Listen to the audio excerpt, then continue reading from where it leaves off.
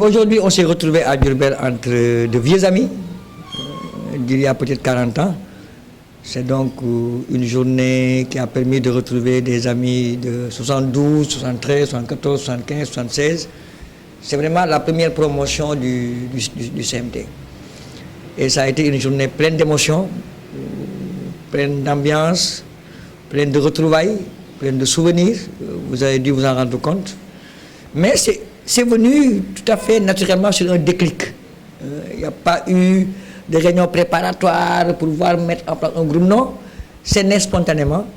Comme l'a dit le professeur Moucha Anne, qui était un de nos premiers enseignants, c'est de lui que l'idée est venue d'ailleurs, qui a dit mais c'est pas normal que des jeunes enfants qui se sont retrouvés à 12 ans, qui ont fait de scolarité, et qui aujourd'hui ont eu la chance que 90% parmi eux occupent de hautes fonctions, se perdent de vue sans que personne ne fasse un effort pour qu'ils se retrouvent. Et c'est lui qui a demandé, qui a appelé personnellement un de nos anciens camarades de classe, Mamoudou Badiane, pour lui dire non, c'est un ordre que je vous donne, en blaguant bien sûr, mais il faut que vous puissiez vous retrouver. Mamoudou Badiane n'étant pas très WhatsApp et réseaux sociaux, a dit qu'il n'est pas très fort en ça, il faudrait qu'on tape sur quelqu'un d'autre. Et Moucha Anne lui-même a retapé sur une collègue à nous, une amie à nous, une sœur à nous, Adja Oumoukhayri Senghor, qui a fait avec nous la promotion de 72. Et lui qui a pris les premiers contacts. Les premiers contacts, c'est les filles avec qui elle était en 6e, après avec qui elle a fait l'internat. Parce que nous sommes de la génération des écoles qui avaient l'internat et un pensionnat. Donc, Adji Senghor a pris les premiers contacts. Elle a appelé des Kourossey, elle a appelé Marie Diouf, elle a appelé.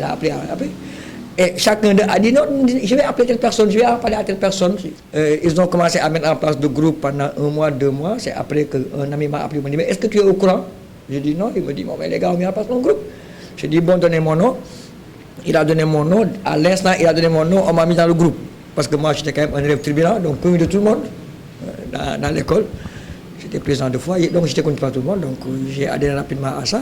Et c'était vraiment comme ça. Moi, j'ai eu des amis que je n'avais pas vus, que je connaissais, comme Diane Fassa. J'ai dit, mais mettez-le dans le groupe. Et ainsi de suite. Donc chacun qui avait l'information a passé l'information à son ami avec qui il a fait la classe. Au bout de 3 mois, 4 mois, on avait déjà construit la première promotion. Et ensuite, certains élèves qui ne sont pas de la première promotion, mais qui sont de la 2e, naturellement, on se connaissait. On était en 6e, ils étaient en 5e, on était en 5e, ils étaient en 4e. On dit, non, grand, ce n'est pas pour vous, c'est pour nous tous. Donc, on doit également adhérer. On a élargi à la 2e promotion. Ensuite, on a élargi à la 4e promotion. Bon. Ensuite, la petite venant en marchant, tout le monde a voulu être là-dedans. Tout le monde, on a connu, jusqu'à avoir à la limite les 10 premières promotions. Les 10 premières promotions. On a dit, attendez, il ne faut pas qu'on continue parce que sinon c'est trop élastique. Ça va être un conflit de génération parce qu'on ne se connaît pas trop. Moi, je ne connais pas particulièrement les gens qui ont fait la 6e promotion. Je ne les connais pas. C'était bien d'ouvrir la liste à d'autres personnes, mais il fallait quand même avoir une limite d'âge pour ne pas entrer dans un conflit générationnel. Au départ, c'était pour nous un espace de communication et de retrouvailles.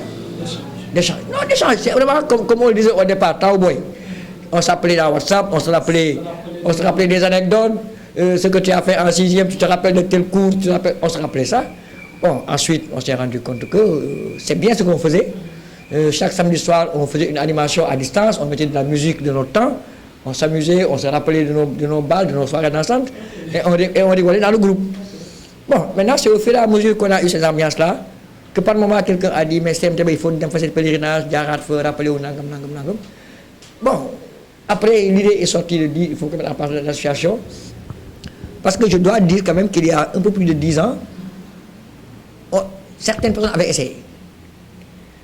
Mais ça s'est heurté à un problème de quelle promotion. Donc, ils n'ont pas pu régler ça. Et ensuite, il n'y avait pas les technologies de la communication. Avoir des réunions était difficile. Donc il y avait la volonté, mais il n'y avait pas les conditions. Donc cette fois-ci, on a eu la baraka d'avoir cette chance que WhatsApp nous a permis de nous retrouver. Et le groupe a vraiment travaillé. Tous les jours, on est ensemble, tous les jours. Si tu éteins ton portable pendant 5 minutes, tu l'allumes, tu as 1000 messages. Et puis c'est des blagues, c'est des retrouvailles. Chacun d'eux avait envie de s'identifier à sa famille d'enfance. C'est affectif, ce n'est pas des statuts. On n'a pas reçu, nous, le Premier ministre Souleymane Ndéné Ndiaye. On n'a pas reçu le président de l'Intérieur Aly Ngouille Ndiaye. On a reçu des camarades de classe. Vous avez vu, le protocole était très léger. Que chacun d'eux, en venant, n'a pas porté sa casquette d'autorité. C'était vraiment des retrouvailles. Aly Ngouille s'est venu, il a pris une chaise et s'est assis. On a pris du café ensemble. Seydou Sissal, ancien ministre, aujourd'hui qui est le directeur du projet pour les Diamniadio, était là avec nous. Donc c'est vous qui voyez les sommités. Nous, on s'est rappelé de nos 6e, 5e, 4e. Maintenant, c'est une fierté. On était 6 classes, il y avait 4 classes de 6e, 6e T1, 6e T2, 6e T3, 6e T4. Chaque classe faisait à peu près 35 élèves. On était à peu près 140 de cette génération de 72.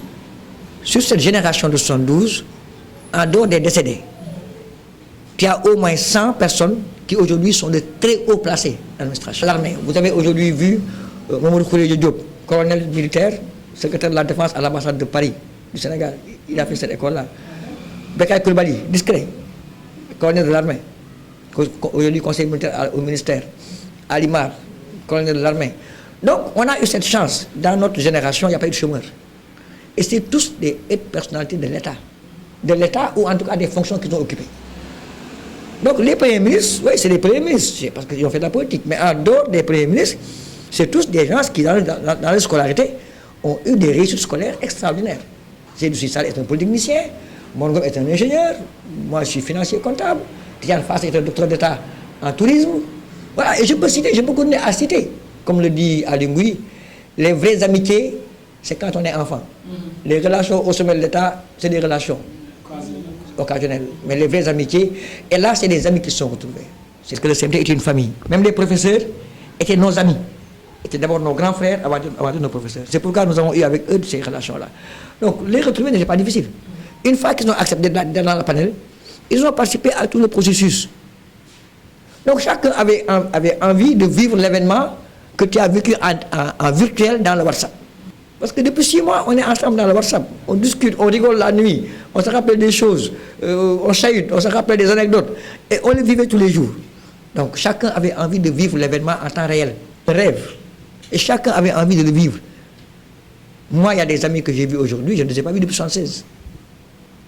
Ndeye Kouressey, qui est une femme d'assurance, qui a été l'une des premières femmes au Sénégal à faire l'assurance, moi je ne l'ai pas vue depuis 1976. Quand on s'est retrouvé au panel, c'était extraordinaire, on ne peut pas imaginer. Moi, en 1972, j'avais une fracture, donc je marchais de chez moi à pied, mais en béquille. Je ne peux pas avoir mes béquilles et prendre mon sac. Donc c'est Atagay qui quittait chez elle le matin derrière l'école neuve, qui passait chez moi, qui prenait mes bagages, et moi je marchais avec elle jusqu'à l'école. C'est elle qui prenait les cours, qui recopiait les cours pour moi. On revenait ensemble à la maison. Ça, c'est une vie que nous avons partagée. Ce n'est pas de petites amitiés. Aujourd'hui, elle est sage-femme d'État, elle va à la retraite bientôt, elle est à Kaffrine. Ça fait combien d'années que je ne l'ai pas vue? 35 ans que je ne l'ai pas vue. On a retrouvé des photos. On a placardé des photos exposé des photos des disparus. Parce que comme je dis, c'est une famille. C'est une famille. Il faut voir les filles à l'internat, comment elles ont vécu avec nous, leurs frères. À l'internat, chaque petite fille qui avait un âge inférieur à l'âge d'une autre fille, on faisait de l'autre fille ta maman. C'était un système de parrainage, de grande sœur à petite sœur, mais on disait la grande sœur, tu es la maman de la petite sœur. Et elle avait l'obligation de s'occuper de sa petite sœur comme si c'était une réalité familiale. Khouredia Diop, le conseiller militaire qui est en France, est venu exclusivement pour ça. Sans compter maintenant le cas de la diaspora. La diaspora s'est mobilisée, ils ne sont pas venus, ils étaient avec nous en direct sur Facebook. Donc on a vécu toutes les émotions possibles, la joie, le ressenti, tout a été vécu aujourd'hui. Et in fine, je pense que c'est bien parti. Chacun de nous, individuellement, avait son propre projet pour aider l'école. Chacun de nous, un jour, a dû passer à l'école pour faire un geste symbolique. Parce qu'il y avait quelque chose à l'intérieur qui dormait en chacun de nous. Aujourd'hui qu'on a pu nous retrouver, je pense que le projet sera plus structuré. Mais il est clair que c'est important de dire qu'aujourd'hui, c'est vrai que les ambitions que nous avons pour cette école-là sont les ambitions de voir cette école faire ressortir des cadres aussi élevés que ceux qui sont déjà passés. Donc notre ambition est de faire de l'école une école d'excellence. En nous cotisant, en nous mobilisant, en mettant nos relations, pour que l'école retrouve son lustre d'antan dans son environnement et dans les dispositions pédagogiques qu'on mettra en place. Nous mettrons en tout cas tout ce que nous savons faire pour réhabiliter l'école, d'abord, en nous appuyant sur nos relations. Surtout que dans l'association, il y a toutes les compétences, les experts comptables, des entreprises de bâtiment, des ingénieurs, il y a tout. Donc si on a envie de faire un travail, on n'a pas besoin d'aller voir ailleurs. Dans l'école, il y a quelqu'un qui va le faire. Et nous avons des ambitions de réhabilitation de l'école d'abord, ensuite des ambitions d'équipement de l'école, des ambitions de gestion au quotidien de l'école pour accompagner l'administration, mais également des ambitions de cultiver l'excellence au niveau de nos jeunes frères et neveux. Voilà, donc tout y passe là. Déjà actuellement, je peux affirmer qu'on a déjà un parc de 20 ordinateurs déjà achetés, parce que nous pensons mettre en place prochainement une salle multimédia. Notre ambition à court terme, c'est vraiment de mettre en place une bibliothèque assez forte. Mais ça, c'est le bureau qui va en parler. Le bureau va en parler, va se mettre ça comme directeur et on va essayer de mobiliser les moyens. Mais c'est des ambitions que nous avons déjà, d'avoir une salle multimédia, une bibliothèque, de réhabiliter l'école. Voilà, sans dans la discussion informelle, j'ai entendu Adji Senghor dire un élève, un pot de peinture pour repeindre l'école. Si on le décide, ça se fait en 2 jours. Optimiste, oui, parce que d'abord, les personnes qui ont été choisies ont le profil des postes auxquels ils ont été pressentis. C'est ça la première chose. La deuxième chose, c'est qu'il n'y a pas eu de contestation, c'est un bureau consensuel. C'est un bureau entièrement consensuel. D'abord, le comité directeur, vous avez vu vous-même, si j'ai évité moi d'être très visible, c'est au dernier moment que j'ai essayé de faire des réglages, parce qu'on avait dit au départ, c'est comme à Lingui, c'est comme Morgom, on aurait dû être dans le bureau. Qu'est-ce qui nous empêche de le faire? Mais c'est pour ne pas gêner l'association qu'on a préféré jouer le second rôle. Et laisser vraiment des amis à nous prendre les devants pour que personne ne nous soupçonne. Maintenant, il ne faut pas qu'on nous interdise d'être là. On est quand même des anciens élèves, même si on est coloré, notre couleur politique ne déteint pas sur le fonctionnement. Et ça, on a vraiment veillé à ça. C'est pourquoi vous aurez remarqué que nous avons tout fait pour que absolument rien de politique n'apparaisse dans la journée. C'est des amis d'enfance qui sont retrouvés autour dans une école, qui ont fait leur scolarité, qui sont perdus de vue, qui sont retrouvés et qui ont décidé de mettre leurs forces en synergie pour redonner à l'école qui les a vus grandir ce qu'ils peuvent lui offrir.